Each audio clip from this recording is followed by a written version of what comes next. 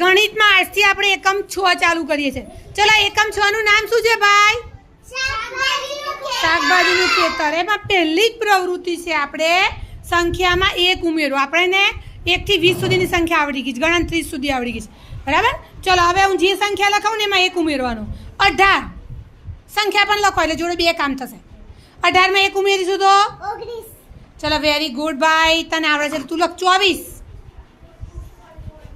24 માં 1 ઉમેરીશું તો 25. Very good.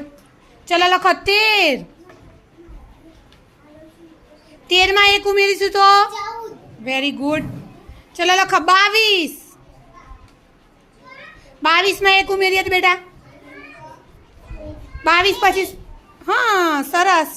ચલો લખો 16.